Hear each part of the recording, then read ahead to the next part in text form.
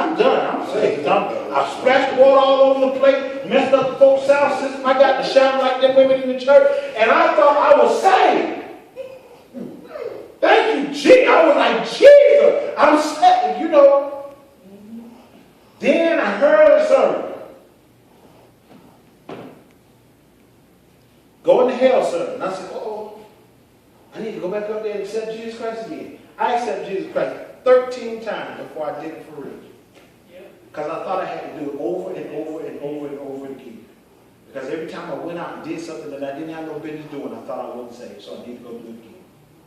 But then one good time, I got up there, I got saved, I got rebaptized again, it stuck.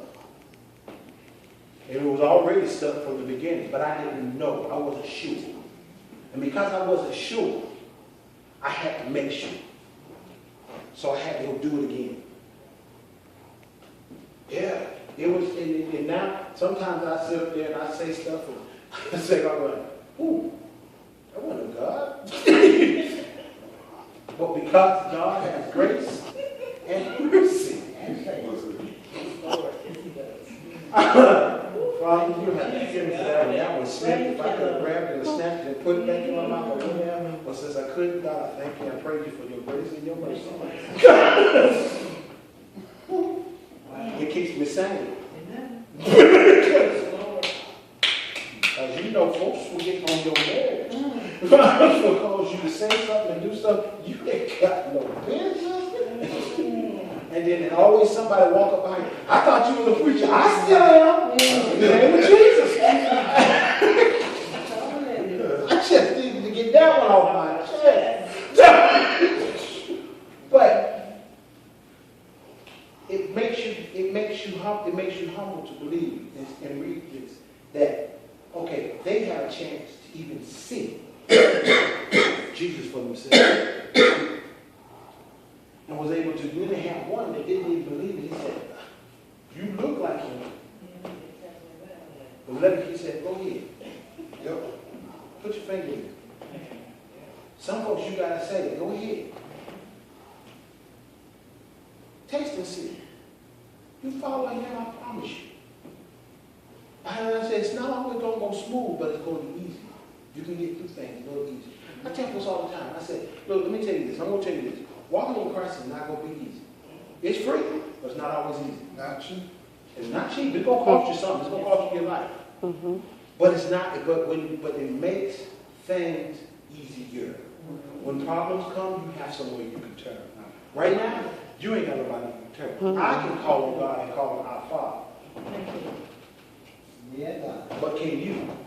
Mm-hmm. I can be able to go to him when at the midnight hour and be able to knock on the door, but can you?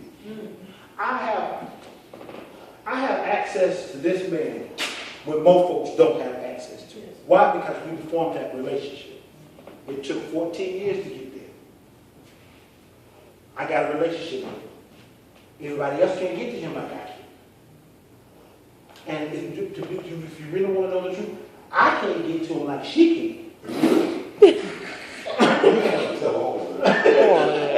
But I still can connect to him. God said, everybody who called my name, everybody can't get to me because they haven't accepted. Mm-hmm. See, my dad, is a mechanic. Folks call him almost every day.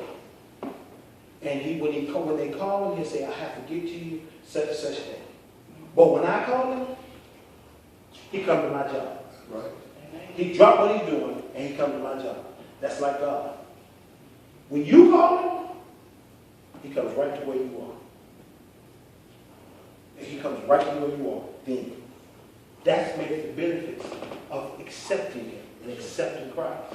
Is that he comes to you and he hears you. Even though sometimes it don't seem like it. Even though sometimes you call him his name and you seem like you can't get an answer. He still comes to you. And he walks up to you and he comes right where you are. Yes. Sometimes when you go and start evangelizing, you start telling, all Mary did was went up there and she started telling the testimony about who she saw. That's exactly right. So sometimes when if you can't find the words to say, start telling them what God did for you. That's what it Thank you. Start telling them what God did for you. You know, hey, I might not have been as struggle as you are, but I used to do this. God did this, opened up doors for me like this. He can do the same thing for you. I was wearing one of my coats one day, and I'm tagging and laughing. My royal blue coat, linen coat, I was wearing it. He said, man, that thing was sharp. I said, you too could have one. Right over there. You look good. You too can look good. Come on, let's talk about Jesus. Amen. You come up to Alicia, now folk come up to Alicia now instead of talking about, you know what, you done gained some weight. Yes, God to heal me. You want to talk about it? Amen. Open up that door of conversation. In sales, they have this thing called elevator. What is it? Elevator pitch. Use the elevator pitch if you have to. Deborah, you sure do look good. And you know what? Jesus is good to me. You know about that? Well, I know Jesus. Do you really? Because you look rough. Don't do that. But you sure? Because you look bad, girl. You called on him lately? No, but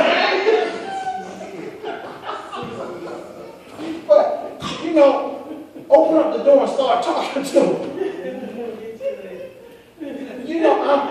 We talked about Sunday. Sunday, God came in here and He freed so many people Sunday that we had. I promise you, that was just a free conference Sunday. Yes, it was. He set folks free on Sunday. I mean, folks that have been bound up for years free to even look like them. My wife came in and told me that when I woke up, my eyes was dark. They were sunk in and everything. Yes, and I was looking. I looked at the mirror and I said, yeah, they do look kind of bad.